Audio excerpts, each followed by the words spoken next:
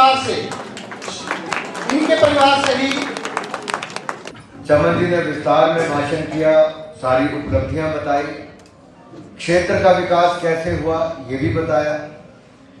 ये जो 5 करोड़ रुपए से ज्यादा मनरेगा का यहाँ पे खर्च हुआ,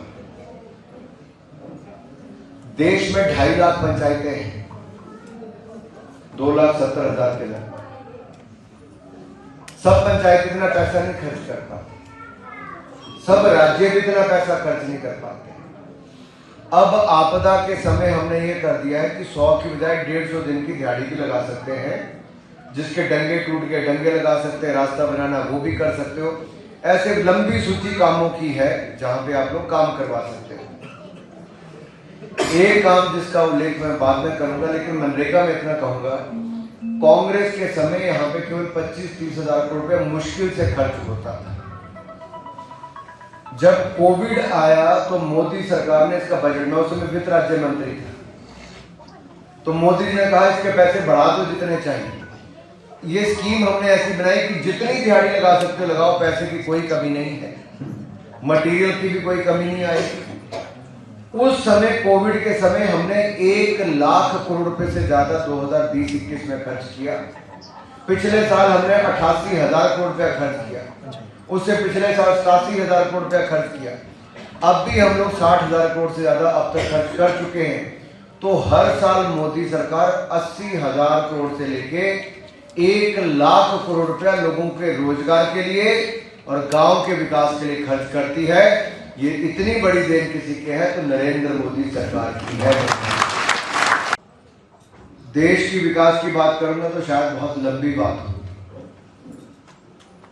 लेकिन इतना जरूर कहूंगा कि हमारे राज्यों को दिल खोलकर प्रधानमंत्री मोदी जी ने दिया है। 2 कारण बताता हूं। एक है विशेष राज्य का दर्जा, अटल बिहारी वाजपेयी जी से दिलाया था प्रेम कुमार धूमल जी ने, लेकिन कांग्रेस की सरकार प्रदेश में और देश में आई तो उसको वापस ले लिया मनमोहन सिंह जी और वीरभद्र जी ने। फिर मोदी जी की सरकार बनी, हालांकि प्रदेश में हमारी सरकार नहीं थी, उसके बावजूद नरेंद्र मोदी जी ने विशेष राज्य का दर्जा हिमाचल को दे दिया है। इसका मतलब है कि हिमाचल को केवल 10% पैसा खर्च करना, 90% पैसा केंद्र सरकार देती है। दूसरा, हिमाचल के लिए बड़े बड़े प्रोजेक्ट हमने 300 करोड़ रुपए के लगभग, जो यहां पे 300 बिस्तर का अस्पताल और हमीरपुर का पहला medical college Bharatiya Janata party Modi सरकार की देन है। एक अस्पताल 1762 करोड़ रुपए का, ये मोदी सरकार की देन है। पीजीआई अस्पताल 500 करोड़ रुपए का ऊना में, मोदी सरकार की देन है। सेंट्रल यूनिवर्सिटी देहरा में 500 करोड़ रुपए की, मोदी सरकार की देन है। इसके अलावा जितने हमारे 4 लेन हाईवे, मैं 4 लेन की चर्चा इसलिए कर रहा हूं कि समय आजकल सबका बड़ा महत्वपूर्ण है। पहले हमें चंडीगढ़ जाने में लगते थे 5 घंटे, 5-5.5 घंटे, आजकल हम 2.5-3 घंटे में चंडीगढ़ पहुंच जाते हैं, क्योंकि जो कीरतपुर से लेकर बिलासपुर की सड़क पे 3 घंटे लगते थे, अब वहां पे मात्र 30 से 40 मिनट लगते हैं। कहां 3 घंटे का समय, कहां केवल 30 मिनट लगते हैं। अब एक सड़क तो हमने आपकी वो बना दी, दूसरी सड़क हम आपको दोनों तरफ के लिए 4 लेन हाईवे बना के देने वाले हैं। हमीरपुर से मटौर, मटौर से पठानकोट, ये भी 4 लेन होगा, और हमीरपुर से शिमला का भी 4 लेन। शिमला से मटौर की सड़क लगभग 240 किलोमीटर की है, 230 किलोमीटर की है, अब ये केवल 182 किलोमीटर के लगभग रह जाएगी, 41 किलोमीटर कम हो जाएंगे। हमें शिमला जाने में अगर यहां से 4-4.5 घंटे लगते हैं, तो 2 साल के बाद आप केवल 2 घंटे में शिमला पहुंच जाओगे, मात्र 2 घंटे में। और 15 नवंबर 1875, 150 साल पहले भगवान बिरसा मुंडा जी का जन्म। आप बोलते होंगे भगवान क्यों कहता हूं, क्योंकि मात्र 24 साल की उम्र तक, सिर्फ 24 साल की, 1900 में इनकी मृत्यु हो गई।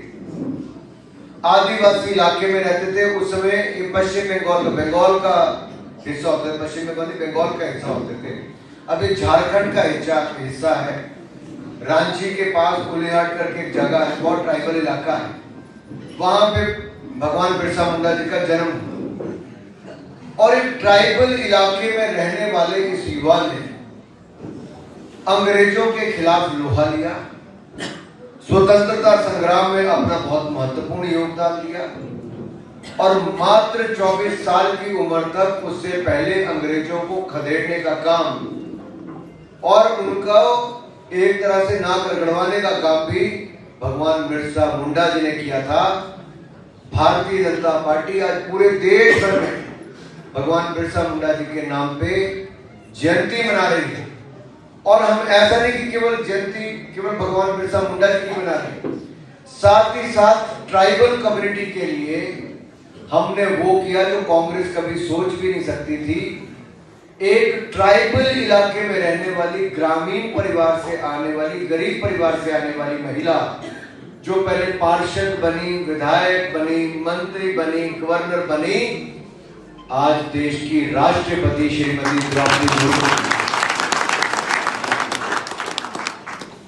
ये भारतीय जनता पार्टी ही ऐसा करती है कि समाज के हर वर्ग को, दलित समाज से आता हो, आदिवासी समाज से आता हो, पिछड़े समाज से आता हो, हमने उनके उत्थान के लिए भी खूब काम किया। इससे पिछले जो राष्ट्रपति थे रामनाथ कोविंद जो दलित परिवार से आते थे, आज जो वाइस प्रेसिडेंट है वो ओबीसी, प्रधानमंत्री ओबीसी है। तो हमने प्रयास किया कि समाज में जो पिछड़ गए थे उनको भी आगे लाने का काम किया है। तो साथियों, मैं इतना ही कहूंगा।